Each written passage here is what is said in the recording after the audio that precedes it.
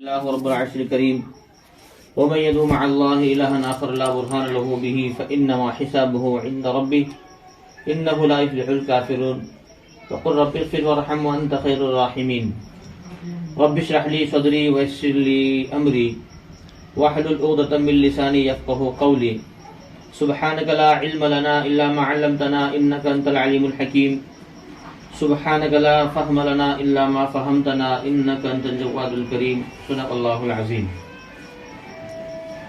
میرے محترم دینی بہنوں، اللہ تبارک و تعالیٰ کا ہم سب پر بہت بڑا انعام، احسان، کرم اور فضل ہوا کہ اللہ تبارک و تعالیٰ نے ہم کو دین کی بات کہنے اور سننے کے لیے یہاں پر جمع فرمایا۔ یہ ہمارا تھوڑی دیر کا بیٹھنا اور اللہ تبارک و تعالیٰ کی دین کی بات کا کہنا اور سننا، یہ اللہ کے نزدیک بہت اونچا، بہت بڑا عمل ہے۔ یہی وہ مجالس ہیں جس پر اللہ تبارک و تعالیٰ کی طرف سے مغفرت کے اور بخشش کے وعدے ہیں، گناہوں کو معاف کرنے کے اور گناہوں کو نیکیوں سے بدلنے کے وعدے ہیں۔ حدیث پاک میں آتا ہے کہ جب دین کی مجلس ختم ہوتی ہے تو اللہ تبارک و تعالیٰ ایک فرشتے کے ذریعے اعلان کرواتے ہیں کہ مجلس میں بیٹھنے والوں، مجلس میں بیٹھنے والیوں، اللہ تبارک و تعالیٰ نے تمہاری مغفرت کر دی، تمہاری بخشش کر دی، تمہارے گناہوں کو معاف کر دیا، اور اتنا ہی نہیں بلکہ تمہارے گناہوں کو نیکیوں میں بدل دیا ہے۔ تو اللہ کا احسان ہے کہ اللہ نے مغفرت اور بخشش والی مجلس میں ہم سب کو جمع فرمایا۔ میرے محترم دینی بہنوں، اللہ تبارک و تعالیٰ نے ہم تمام کو دنیا کے اندر ایک بہت مختصر، بہت تھوڑی، بہت چھوٹی زندگی دے کر بھیجا ہے کہ ہماری دنیاوی زندگی 60 سال کی، 70 سال کی، بہت زیادہ ہو گئی تو 100 سال کی۔ تو دنیا کی مختصر اور چھوٹی زندگی اللہ تبارک و تعالیٰ نے ہم سب کو جو دیا ہے، یہ دنیا میں صرف گزارنے کے لیے یا پھر کھانے، کمانے اور پکانے کے لیے نہیں دیا، بلکہ یہ زندگی اللہ نے ہر ایک بندے اور بندی کو دیا ہے آخرت کے بنانے کے لیے۔ مرنے کے بعد ایک بہت بڑی زندگی ہم سب کے سامنے آنے والی ہے، اس کی تیاری کے لیے اللہ نے دنیا کی مختصر اور چھوٹی زندگی دی ہے، اور آخرت کی ہمیشہ کی زندگی کے بننے اور بگڑنے کا پورا دار و مدار اس دنیا کی زندگی پر ہے کہ جس بندے اور بندی کی دنیاوی زندگی صحیح گزرے گی، اللہ تبارک و تعالیٰ کو راضی کرتے ہوئے، اللہ کے احکامات کو پورا کرتے ہوئے، اللہ کے نبی کی طریقے بھی گزرے گی، تو ایسے بندے اور بندی کی آخرت کی زندگی انشاءاللہ کامیاب بن جائیں گی۔ لیکن جن کی دنیاوی زندگی منمانی گزر گئی کہ جیسے جی میں آیا، جیسے من میں آیا ویسی زندگی گزارے، نہ اللہ کے احکامات پورے کیے، نہ نبی کے طریقے پورے کیے، تو پھر ایسے بندے اور بندی کی آخرت کی زندگی بگڑ جائے گی۔ اور محترم دینی بہنوں، مسئلہ دنیا کی زندگی کا نہیں ہے، بلکہ سب سے بڑا مسئلہ ہم سب کی آخرت کی زندگی کا ہے۔ دیکھیے، دنیا کی زندگی ہر حال میں گزر رہی ہے، گزر جائے گی، لیکن آخرت کی زندگی بغیر ایمان اور بغیر اعمال کے چین سکون سے گزر نہیں سکتی۔ دنیا کی زندگی میں کوئی پریشانی آ گئی، کوئی مصیبت اور کوئی تنگی آ گئی تو کوئی نہ کوئی مدد کر دیتا ہے، کوئی نہ کوئی سپورٹ کر دیتا ہے، چاہے وہ رشتہ دار ہو، دوست احباب ہو، ملنے جلنے والے ہو، محلے بستی والے ہو، یہاں تک کہ لوگ یہاں پر پریشانی آ جائے گی تو چندہ کر کے مدد کر دے گی۔ لیکن آخرت میں جب کوئی پریشانی آئے گی وہاں پر کوئی مدد نہیں کرے گا، یہاں تک کہ اولاد اپنے ماں باپ کی مدد نہیں کرے گی، ماں باپ اپنے اولاد کی مدد نہیں کریں گے، کوئی بھائی اپنے بھائی کی، کوئی بہن اپنی بہن کی، ماں اپنی بیٹی کی، بیٹی اپنے ماں کی، غرض وہاں پر کوئی کسی کی مدد نہیں کرے گا۔ آخرت میں ہر ایک کو اپنا ایمان، اپنے اعمال کام آئیں گے۔ تو اللہ نے ہمیں موقع دیا ہے کہ جس زندگی میں ہم جی رہے ہیں، دنیا کی زندگی اللہ نے ہمیں صرف گزارنے کے لیے، کھانے، کمانے اور پکانے کے لیے نہیں دیا، بلکہ یہ زندگی اللہ نے آخرت بنانے کے واسطے دیا ہے۔ اب ہمارے آخرت کے بننے اور بگڑنے کا دار و مدار یہ دنیا کی زندگی پر ہے۔ اب وہ زندگی جو ہماری گزر گئی ہے وہ تو ہمارے ہاتھ سے نکل چکی ہے، لیکن جتنی زندگی باقی ہے، جتنی زندگی ہماری بچی ہوئی ہے، اور کس کی کتنی زندگی بچی یہ صرف اللہ کو معلوم ہے۔ کتنی زندگی ہو گئی ہر ایک بول سکتا ہے، ہم سب بتا سکتے ہیں کہ ہماری پیدائش تاریخ، جنم دنانک کیا ہے، لیکن دنیا سے ہم کب جائیں گے اور دنیا کو کب چھوڑیں گے یہ کوئی بول نہیں سکتا۔ اور یہ وقت حادثات کا وقت ہے، حادثات کا زمانہ ہے۔ پہلے تو ایسا ہوتا تھا کہ لوگ ایک بڑی عمر کو پہنچتے تھے، بڑھاپے کو پہنچتے تھے، بیمار پڑتے تھے، بستر پڑے رہتے، لوگ ملنے کو آتے، معافی تلافی ہو جاتی، کوئی توبہ استغفار کا موقع مل جاتا۔ لیکن اب تو ایسا ہو رہا کہ لوگ فٹافٹ بالکل ہارٹ آیا چلے گئے، کچھ تھوڑا مسئلہ ہو گیا، ایکسیڈنٹ ہو گیا چلے گئے، حادثات میں کئی لوگ مر رہے ہیں، کئی نوجوان جا رہے ہیں۔ تو اب یہ زمانہ غفلت میں جینے کا نہیں ہے، بلکہ ہر وقت ہر آن ہم کو اپنے آخرت کو سامنے رکھ کر زندگی گزارنا چاہیے، اعمال کے ساتھ اللہ کو راضی کرتے ہوئے، اللہ کو خوش کرتے ہوئے زندگی گزارنا چاہیے، کیونکہ اللہ نے ہر ایک بندے اور بندی کو دین پر چلنے کا، آخرت کو بنانے کا موقع دیا، اور یہ موقع دیا ہے موت تک، کہ موت کے آنے کے بعد میں کسی کو موقع نہیں ملنے والا ہے۔ اس لیے ہم یہ اپنی زندگی جس میں جی رہے ہیں اس کو غنیمت سمجھے، اور یہ زندگی اللہ کو راضی کرتے ہوئے، اللہ کو خوش کرتے ہوئے گزارے۔ اللہ کو راضی کرنا، اللہ کو خوش کرنا، یہ ہر ایک مسلمان بندے اور بندی کے لیے سب سے زیادہ ضروری ہے۔ ہم چاہتے ہیں کہ ہماری دنیاوی زندگی صحیح گزرے، چین و سکون میں گزرے، راحت اور آرام میں گزرے، تو اللہ کو راضی کرنا پڑے گا، اللہ کو خوش کرنا پڑے گا، اور سب سے پہلے یہ معلوم کرنا ہوگا کہ وہ کون سے کام ہیں جسے کرنے سے اللہ راضی اور خوش ہوتے ہیں، اور وہ کون سے کام ہیں جسے کرنے سے اللہ ناراض ہوتے ہیں۔ پھر اللہ کو خوش کرنے والے کام کو اختیار کرنا، اور وہ کام جو اللہ کو ناراض کرنے والے کو چھوڑ دینا۔ تو اللہ نے ہمیں جو ہے زندگی دیا جو غنیمت سمجھے، اللہ نے ہمیں ایمان دیا اس کی ہم قدر کریں، کیونکہ ایمان اللہ کے خزانے کی سب سے اونچی، سب سے بڑی نعمت ہے جو اللہ نے مجھے اور آپ کو بغیر مانگے دیا ہے۔ محترم دینی بہنوں، ایمان وہ دولت ہے کہ بڑے بڑے نبی اپنے کسی قریبی رشتہ دار کے لیے اللہ سے مانگ رہے ہیں، اللہ نے نہیں دیا۔ ابراہیم علیہ السلام اپنے والد، اپنے باپ کے لیے اللہ سے ایمان مانگ رہے ہیں، اللہ نے ایمان نہیں دیا۔ نوح علیہ السلام اپنے بیٹے کے لیے اللہ سے ایمان مانگ رہے ہیں کہ اللہ میرے بیٹے کو ایمان دے دے اور ڈوبنے سے بچا لے، اللہ نے ایمان نہیں دیا۔ لوط علیہ السلام اللہ کے نبی ہیں، اپنی بیوی کے لیے اللہ سے ایمان مانگ رہے ہیں، اللہ نے ایمان نہیں دیا۔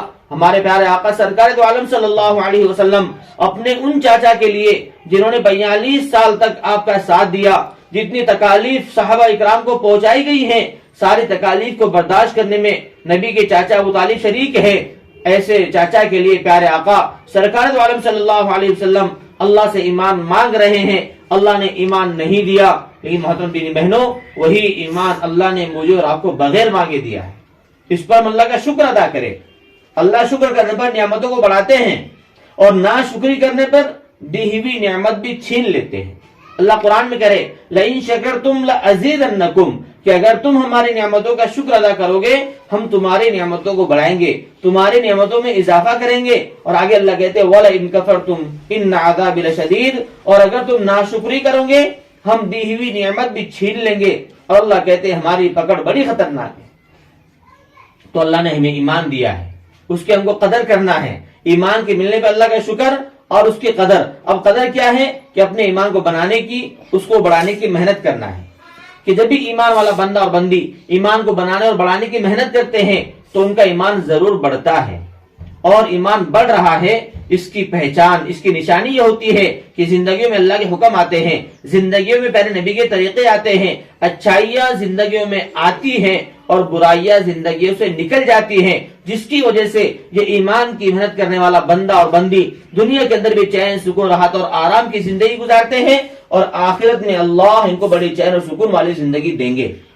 لیکن خدا نہ خواستہ ہم نے ایمان کی محنت کو چھوڑ دیا، یا پھر ایمان کی محنت کو ضروری نہیں سمجھا، تو محترم دینی بہنوں، ایمان کی محنت چھوڑنے کی وجہ سے اور ایمان کی محنت چھوٹنے کی وجہ سے ایمان کے اندر کمزوری آتی ہے، اور ایمان کمزور ہوا اس کی پہچان، اس کی نشانی یہ ہے کہ زندگیوں سے اللہ کے حکم نکلتے ہیں، زندگیوں سے پیارے نبی کے طریقے نکلتے ہیں، اچھائیاں زندگیوں سے نکل جاتی ہیں اور برائیاں زندگیوں میں آ جاتی ہیں، جس کی وجہ سے یہ کمزور ایمان والا بندہ اور بندی دنیا کے اندر پریشانی کی، مصیبت کی، تنگی کی زندگی گزارتے ہیں، اور آخرت کے اندر ان کو بہت بڑی پریشانی کا سامنا کرنا ہے، اور وہ یہ کہ اللہ ان کو جنت سے محروم کر کے جہنم میں داخل کر دیں گے۔ اللہ ہم سب کی حفاظت فرمائے۔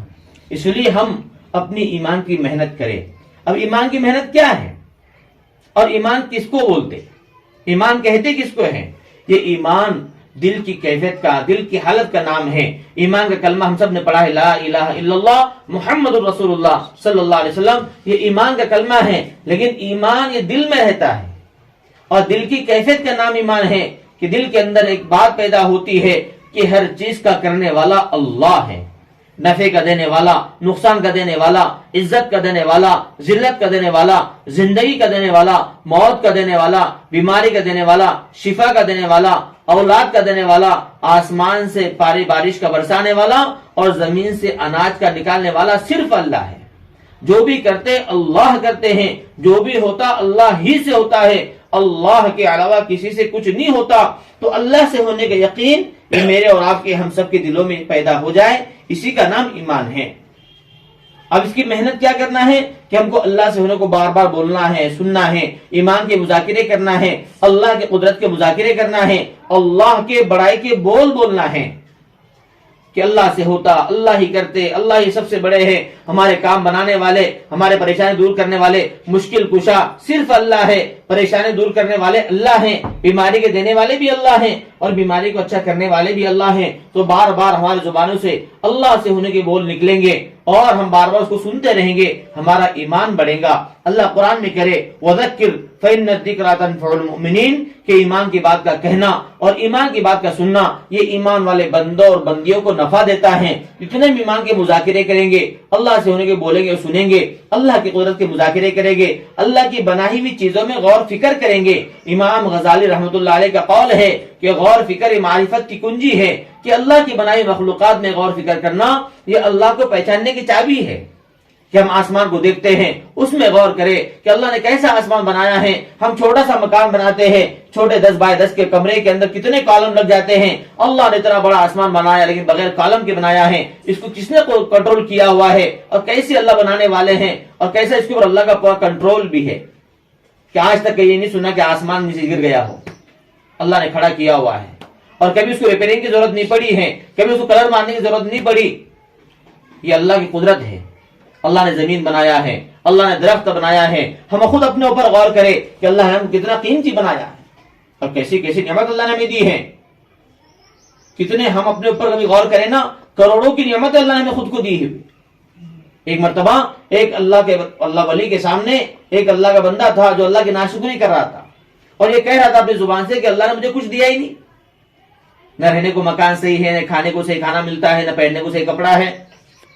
اللہ کے ناشکری کے الفاظ اس کی زبان سے نکل رہے تھے اور اللہ کا شکوہ کر رہا تھا، اللہ کی شکایت کر رہا تھا۔ ان اللہ والوں نے کہا کہ کام کر، ہم تیرے کو 2 لاکھ روپے دیتے تو ایک اپنا ہاتھ ہم کو دے دے۔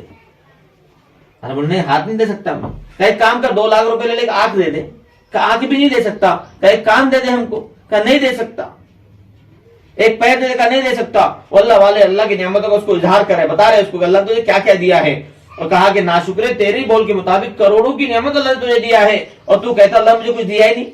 ہم غور کریں، کسی کو اگر ہارٹ آ جائے، اٹیک آ جائے اور اس کو ڈاکٹر کہتے کہ آپ کو بائی پاس کرنا پڑے گا تو 4 سے 5 لاکھ روپے لگتے ہیں۔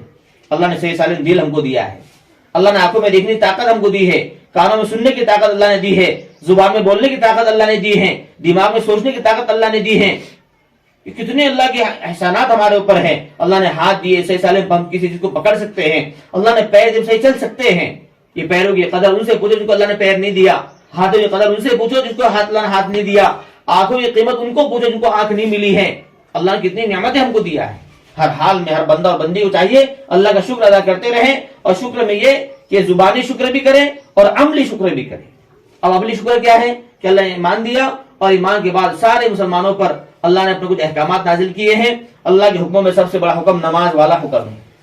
اللہ نے ہر ایک عاقل بالغ مسلمان مرد عورت پر 5 وقت کی نماز فرض کی ہے اور نماز کسی کو معاف نہیں ہے۔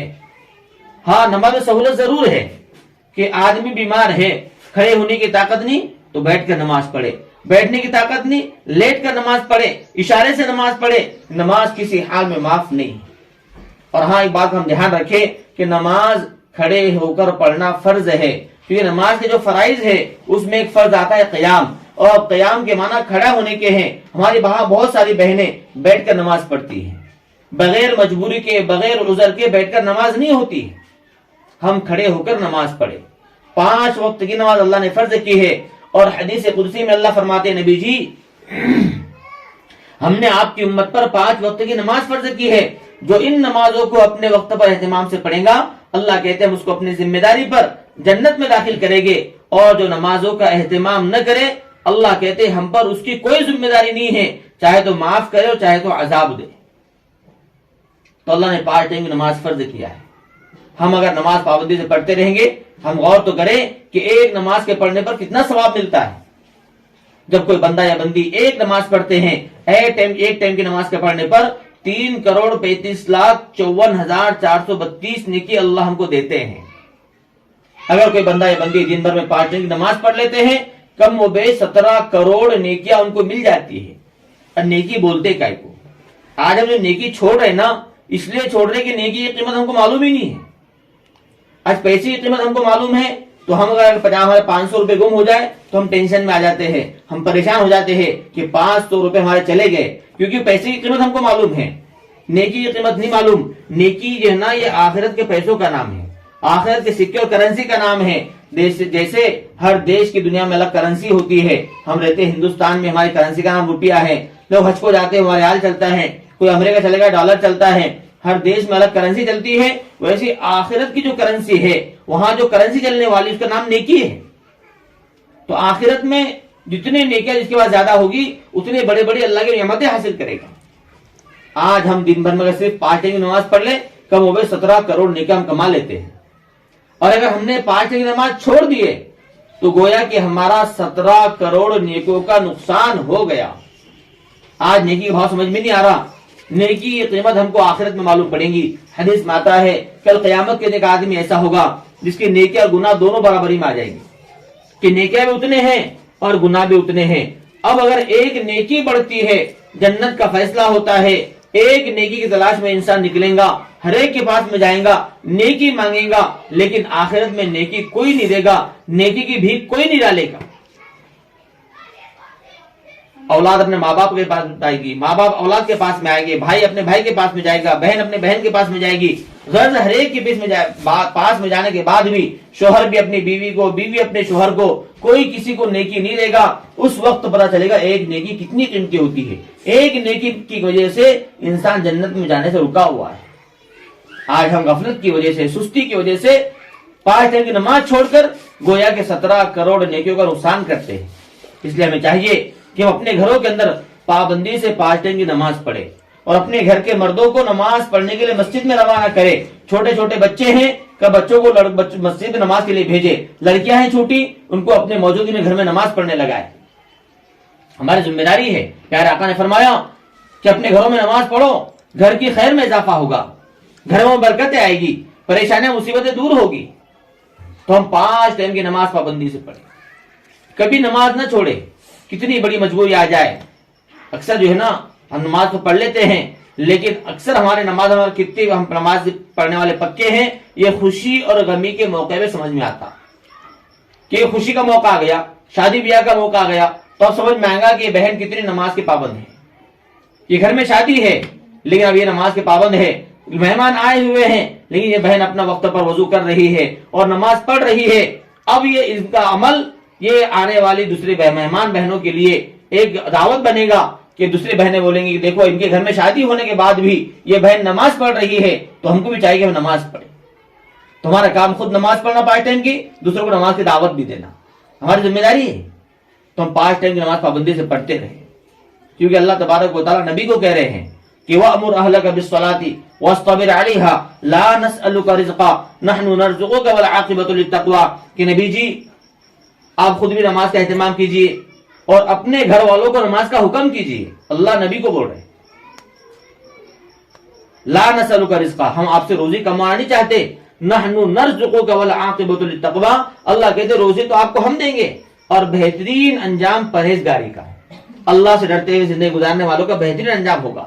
اس لیے ہم 5 ٹائم کی نماز پابندی سے پڑھیں اور اپنے گھر کے اندر اس کے ساتھ ساتھ قرآن پاک کی تلاوت کا اہتمام کریں، اللہ کے ذکر کا اہتمام کریں۔ جب حدیث میں آتا ہے جن گھروں کے اندر قرآن پاک پڑھا جاتا ہے وہ گھروں سے شیاطین اور خبیث چیزیں نکل جاتی ہیں۔ ہم اپنے گھروں کے اندر پابندی سے قرآن پاک پڑھیں گے نا، انشاءاللہ ہمارے گھر میں کوئی اثرات، جادو ٹونا، خبیث اثرات کچھ نہیں رہیں گے، ساری اللہ بلا سب نکل جائیں گی۔ آج ہم اپنے گھروں میں قرآن پاک نہیں پڑھتے ہیں، یہ نبی کی بتائی ہوئی بات ہے اور نبی کی بات جھوٹ نہیں ہو سکتی. نبی نے فرمایا تو اپنے گھروں میں قرآن پاک کی تلاوت کرو، سارے شیاطین اور خبیث چیزیں تمہارے گھروں سے نکل جائیں گی. آج اپنے گھروں میں ہم قرآن پاک نہیں پڑھتے، کوئی مصیبت آتی ہے کسی مولانا کے پاس چل جاتے ہیں، کسی بابا کے پاس چل جاتے ہیں کہ ہمارے گھر میں کچھ تو بھی ہو گیا، کسی نے کچھ تو بھی کر دیا، گھر میں کسی کو سکون نہیں، پریشان ہے، بیمار رہ رہے، سب رہ رہے. کہ وجہ کیا ہے؟ یہ کس نے کچھ نہیں کیا، باہر کا کچھ نہیں ہوا، یہ اندر عمل چھوڑنے کی نوسط ہے جو ہم کو باہر کا نظر آ رہا ہے. اس لیے ہمارا کام ہے اپنے گھروں میں ہم قرآن پاک کی تلاوت کا اہتمام کریں. پیارے آقا نے ہم کو اعمال دیے ہیں، یہ اعمال کے راستے سے ہم اپنا بچاؤ کر سکتے ہیں. پیارے آقا نے فرمایا کہ جو بھی مسلمان بندہ یا بندی روزانہ صبح اور شام، صبح فجر کی نماز کے بعد، شام مغرب کی نماز کے بعد میں 3 بار قرآن پاک کی آخر کی 2 صورتیں، سورہ فلق، سورہ ناس، قل اعوذ برب الفلق اور قل اعوذ برب الناس، دو سورے جو بھی بندہ یا بندی 3 بار پڑھ کر اپنے بدن پر دم کر لیں گے، کسی جادوگر کی جادو کا ان پر اثر نہیں ہوگا. کتنا بڑا کرنی کوٹال کرنے والا ہو، اس کی کرنی اور جادو کا ان پر اثر نہیں ہوگا، اور پہلے سے اگر اثرات ہیں تو اللہ اس کو بھی ختم کر دے گا. تو یہ اعمال ہم کو دیے گئے ہیں. چھوٹے چھوٹے موقع میں کہ مصنون دعاؤں کا اہتمام ہے. ہم گھر میں آ رہے ہیں تو دعا پڑھ کے آئے، گھر سے باہر جا رہے ہیں دعا پڑھ کے جائے. کتنی پیاری حدیث نبی کی، فرمایا جو بندہ یا بندی گھر سے باہر نکل رہے ہیں، الٹا پیر باہر نکالے اور ایک دعا پڑھے، بسم اللہ توکلت علی اللہ لا حول ولا قوت الا باللہ. اب یہ بندہ یا بندی جس کام کے لیے جا رہے ہیں، اللہ ایک فرشتہ مقرر کرتے ہیں جو ان کے ساتھ میں ہوتا ہے، جہاں پر جانا چاہتے ہیں وہاں تک حفاظت سے لے کر جاتا ہے اور حفاظت سے واپس گھر چھوڑ کر جاتا ہے. کتنی بڑی بات ہے کہ ہم اپنے گھروں کے تعلیم کریں گے، ہم اپنے گھروں میں اعمال کرتے رہیں گے اور سب کے سب یہ اہتمام کریں گے، پھر یہ حادثات نہیں ہوں گے. آج ایکسیڈنٹ ہو رہے ہیں، گھروں سے باہر جا رہے ہیں، واپس جو ہے تو نہیں آ پا رہے، کئی حادثات ہوتے ہیں. لیکن اعمال نبی نے دیے ہیں کہ گارنٹیڈ اعمال ہیں کہ نبی نے فرمایا تم گھر کے باہر نکلو، یہ دعا پڑھ لو، اللہ تمہاری حفاظت کریں گے، فرشتہ تمہارے ساتھ میں ہوگا، فرشتہ تم کو ساتھ میں جائے گا تمہارے اور واپس گھر تک رہے گا. تو موقع مل کے مسنون دعا، سونے کی دعا، اٹھ کھانے کی دعا، جتنی ضرورت کی اپنی دعائیں ہیں ساری دعاؤں کا اہتمام کرے. قرآن پاک کی تلاوت کا اہتمام کرے. قرآن پاک کے اندر ایک سورت ہے جس کو سورہ کہف کا، جو سورہ بقرہ ہے، اس کی تلاوت کا اہتمام کریں گے، ساری آفتیں نکلے گی. سورہ واقعہ پڑھیں گے، گھروں میں برکتیں آئے گی. سنتوں کا اہتمام گھر میں کرے. گھر کے اندر جب بھی کھانا کھائے تو دسترخوان بچھا کر کھانا کھائے. پیارے آقا نے فرمایا جن گھروں کے اندر دسترخوان بچھا کر کھانا کھایا جاتا ہے وہ گھر میں کبھی فاقہ نہیں آئے گا، وہ گھر میں کبھی تنگی نہیں آئیں گی. ہم اپنا ہر گھر کا کام جو ہے اللہ کے نام کے ساتھ شروع کرے، بسم اللہ کے ساتھ شروع کرے. گھر میں جھاڑو دے رہے اللہ کے ذکر کے ساتھ، چلتے پھرتے اٹھتے بیٹھتے اللہ کا ذکر کرتے رہے. حدیث میں آتا جن گھروں کے اندر اللہ کا ذکر کیا جاتا ہے وہ گھر آسمان والوں کی نگاہ میں ایسے چمکتے ہیں جیسے زمین والوں کی نگاہ میں آسمان کے تارے چمکتے ہیں. ہم چاہتے ہیں کہ ہمارے گھر آسمان والوں کی نگاہ میں چمکے، تو اپنے گھروں کے اندر ہم کو اللہ کے ذکر کا اہتمام کرنا چاہیے. چلتے پھرتے اٹھتے بیٹھتے اللہ کا ذکر ہر حالت میں ہم کرتے رہے. اللہ کے ذکر کے لیے کوئی قید نہیں ہے. آگے فرمایا کہ ذکر کرنے والے مرد اور عورتیں جنت میں ہنستے ہوئے داخل ہوں گے. ہم اپنے گھر میں جھاڑو دے رہے ہیں ذکر کرتے ہوئے. فرمایا کہ جو بہن اپنے گھر میں جھاڑو اللہ کا ذکر کرتے ہوئے جھاڑو دے گی، اللہ اس کو بیت اللہ میں یعنی کعبے میں جو مکے میں اللہ کا گھر ہے وہاں پر جھاڑو مارنے کا اللہ ثواب دیں گے. اپنا گھر صاف کر رہے ہیں ہم، جھاڑو اپنے گھر میں، اپنے گھر کی جھاڑو اپنے ہاتھ میں ہے، لیکن اللہ کا ذکر ہماری زبان پر ہے تو جھاڑو اللہ کے گھر میں مارنے کا ثواب مل رہا ہے. تو ہر کام اپنے بسم اللہ سے شروع کرے. گھر میں کھانا بنا رہے بسم اللہ کے ساتھ، گھر کا دروازہ رات میں بند کر رہے بسم اللہ کے ساتھ. کسی نے شیطان سے پوچھا ہوگا تو کہاں رہتا اور کہاں پر کھاتا؟ اس نے کہا کہ جس گھر کا دروازہ بغیر بسم اللہ کے لگایا جاتا وہاں پر میں مقام کر لیتا، اور جس کھانے پر بسم اللہ نہیں پڑھا جاتا وہاں پر میں کھانا کھا لیتا. تو اپنے گھر کا ہر کام ہم اللہ کے نام سے بسم اللہ سے شروع کرے. گھر کا دروازہ لگانا ہے تو بسم اللہ کے ساتھ. اگر بغیر بسم اللہ دروازہ لگا لیے شیطان گھر میں آئے گا اور پھر گھر میں لڑائی جھگڑے ہوگی. پھر گھروں میں بغیر بسم اللہ کھانا بنے گا تو پھر برکتیں نہیں آئیں. اس لیے اپنا ہر کام اللہ کے نام سے شروع کرے. اور اسی کے ساتھ ساتھ اللہ نے اولاد ہم کو دی ہے تو اولاد کی تربیت کی فکر کرے. کیونکہ محترم دینی بہنوں، اولاد اللہ کی بہت بڑی نعمت ہے. آج اولاد کی اسے قدر کرنا چاہیے، اس نعمت کی ہم قدر نہیں کر پا رہے.